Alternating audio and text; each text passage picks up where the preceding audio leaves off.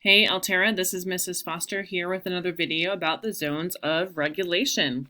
Today we're going to be talking about something called speed bumps, and not like the speed bumps that are in the middle of the road, although those are knowing what a speed bump in the road is going to help us understand what we mean when we're talking about speed bumps in regards to our emotions, or speed bumps when we're talking about how we are feeling. So you know the drill now. Our learning intention: when my hand goes up, you're listening, and when my hand goes down, you are repeating. I am learning about speed bumps, which is when you get a big feeling really quickly. And our success criteria: I can use one of my speed bumps. Excuse me, I made a mistake. I can identify one of my speed bumps and a strategy I can use. All right, great job reading. Okay, what is a speed bump? A speed bump is something that gives us a big feeling really quickly. When we hit a speed bump, we might go from the green zone to the blue zone, the yellow zone, or the red zone. So you might be having doing just fine, feeling calm, and then something happens and you get a big sad feeling really quickly and you're in the blue zone. Or you get a big nervous feeling really quickly and you're in the yellow zone. Or you get an extremely nervous feeling really quickly and you are in the red zone.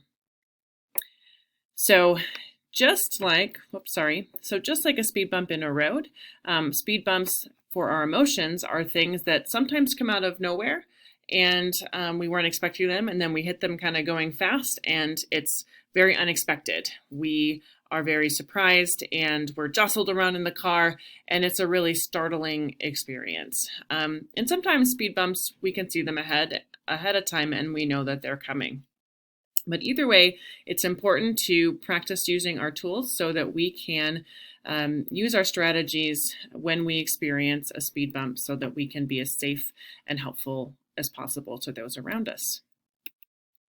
Okay, what is a speed bump? So as a reminder, I'll go back to this screen one more time. Sorry to keep going back and forth, but a speed bump is something that gives us a big feeling really quickly. Remember that? Okay, and now you're going to tell your partner what is a speed bump. So hopefully you have partners nearby. Teachers, go ahead and put them in partnerships if needed. Partner A, you are going to say a speed bump is, and partner B, you're going to say either I agree or I disagree, and you're going to say something else I'd like to add is. Okay, go ahead and pause the video and share. Okay. Great job sharing with your partners. Hopefully you said something like, a speed bump is something that gives me a big feeling really quickly. Maybe you added an example, or maybe you had some other way of describing what a speed bump is to you. Another thing I wanted to say here is sometimes you might have heard these referred to as triggers, as something that gives you a big feeling really quickly.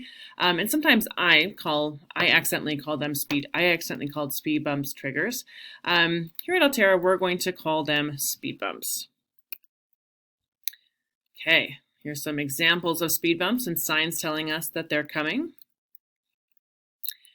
Here are some speed bump examples. So one example of a speed bump is when things are not fair. That can give us a big frustrated feeling really quickly. When we're playing a game and someone else cheats, that gives us a big frustrated feeling really quickly, and maybe we feel like we might not want to play that game with them anymore. Or if I am left out, that's a really hard one, and that is a speed bump for most of us, that when we're left out, that can give us a big lonely feeling or a big sad feeling, or maybe even both. Another speed bump example, when someone touches me. Some of us don't like to be touched, and sometimes we just don't like to want to be touched in that moment. So that can give us a big uncomfortable feeling really quickly. Or when people don't listen to me, if we feel like people aren't hearing what we have to say, that can be a speed bump for a lot of us. We might get a big frustrated feeling really quickly. Or when plans change. So we might be expecting that after school we're going to go get to watch our favorite show, and then we get in the car and our mom or dad or aunt or uncle or grown up that we live with tells us that, oh, actually, you're going to the doctor after school today. And that would be really disappointing because our plans had to change. Okay, we're going to think for a second, what is a speed bump for you? Think about the last time you were in the blue zone, yellow zone, or red zone. What happened right before that gave you a big feeling really quickly? What was your speed bump? And one thing why it's really important to recognize our speed bumps is that helps us respond or react or act in ways that are helpful and safe to ourselves and those around us. Sometimes when we get big feelings really quickly, we might react in unsafe ways like hitting, or unkind ways like yelling. And it's really important that we practice strategies that can help us respond in ways that are safe and helpful for both ourselves and those around us. So that's why it's really important to know what your speed bumps are. Okay, we're going to pair up with partners again. Teachers, you can decide whether it's partner A or partner B that goes first, but our sentence frame for everyone is one of my speed bumps is when. So think about things that give you big feelings really quickly and share that with your partner. Go ahead and pause the video. Okay, thanks for sharing what your speed bumps are. So it's really important that we plan to use strategies for our speed bumps, because if we can recognize our speed bumps ahead of time, we can plan to use strategies when we see them coming or even when they surprise us. So sometimes we might recognize speed bumps that are coming because they might happen at the same time every day. For some of us, maybe our teacher's saying, okay, it's time for math. That's a speed bump for you. And because math is maybe a hard subject for a lot of us, it was always a hard subject for me when I was in school. So I might get a big anxious feeling really quickly. And if I know that we start math at 10 o'clock every day, I can be prepared for that speed bump and be ready to use some strategies to help myself stay a little bit calmer. But even if we have an unexpected event, hopefully remember a couple weeks ago, we talked about expected and unexpected events. Often unexpected events are speed bumps for us. So if something unexpected happens, like there's a fire drill, that is definitely unexpected. Even practicing our strategies when we're calm can really help us when we get those big feelings really quickly because something unexpected happened. So we're going to review some of the strategies that we've discussed. We've talked about all of these before, but we're just going to review them really quickly to remind us how we can use strategies when we experience a speed bump. It's really important to use strategies to try to react in a way that is safe and helpful for both ourselves and those around us. So think about when you're reacting, is this safe and is this helpful? Is it safe and is it helpful? Okay. And we can also think about, is it kind as well? Maybe that's a good thing to add. Is it safe? Is it helpful? Is it kind? So when we experience a speed bump, we should use the stop, check, go strategy. So first we're going to stop and we're going to tell ourselves, this is a speed bump. Then we're going to say, I am in the zone. So I am feeling sad, I am in the blue zone. I am feeling furious, I am in the red zone. And then we tell ourselves what we need to do. I need to blank. I need to take a break. I need to take some deep breaths. I need to do some squeezing lemons. We'll talk about that again in a second, but we need to use a strategy. So stop, check, and go. Stop, check ourselves. I'm feeling sad, I'm in the blue zone, or I'm feeling mad, I'm in the red zone. And then go. I need to, and then we're going to use a strategy to make sure we do something that is safe, kind, and helpful. Okay, so just some examples again about things that you can do when you experience a speed bump. You can take a break and you can ask for help. You could talk to a grown-up that you trust, or you could ask a friend for help. You can do deep breaths. So remember, we have our birthday candle breathing. When you pretend that you're holding a cupcake in your hand and you need to blow out that candle, or you have a big cake in front of you and you need to have enough air to blow out all those candles. So you take a deep breath in and then you blow out really slowly.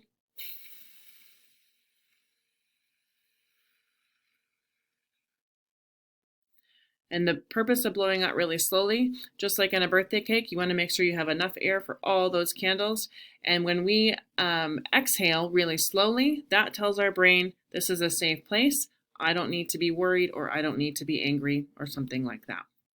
Same thing with hot chocolate breathing.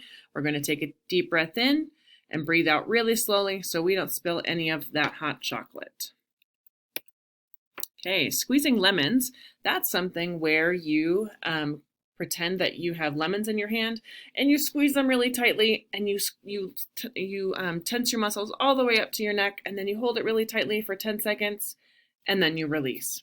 And that also tells your muscles it's okay, it's time to relax, everything's fine. That's a great way to slow your motor down. And that is something called progressive muscle relaxation. So you can tense and then release all sorts of different muscle groups that can help your body and calm down and your motor slow down. Also, thinking helpful thoughts. So thinking helpful thoughts like, it's okay, I can do this, people here care about me, I can do hard things, I can ask for help, things like that. Those are helpful thoughts, and they help us do helpful things. But if we think to ourselves unhelpful thoughts like, I'll never figure this out, or no one here likes me, or I'll never get this homework done, then that is an unhelpful thought, and it doesn't help us do helpful things. It doesn't help us meet our goals. So we can tell ourselves helpful thoughts. Even if we don't believe it right away, if we tell it to ourselves over and over, eventually our brain usually believes us. Holding something in your hand is also another really helpful tool. Just please make sure it's something that is small enough that it doesn't disrupt your learning or someone else's, and it's one that your teacher gave you permission to have. Okay, we are going to go ahead and do another round of partner talk. You can decide, teachers, whether it's partner A or partner B going first. First, you're going to say, again, one of my speed bumps is when, and maybe it's a different speed bump this time that you've thought of, and then a strategy I can use to get back to the green zone is. So, one more time, one of my speed bumps is when, and a strategy I can use to get back to the green zone is. Okay, go ahead and pause the video and talk to your partner. Okay, thanks for sharing. Teachers, I'm just going to have you go ahead and review the learning intention and success criteria with your class and students. You can give a fist to 5, so 0 if I didn't meet the success criteria, or a 5 if I did, and a 1, 2, 3, or 4 if you were kind of in the middle. Thanks for learning about speed bumps with me, and I look forward to seeing you around Alterra.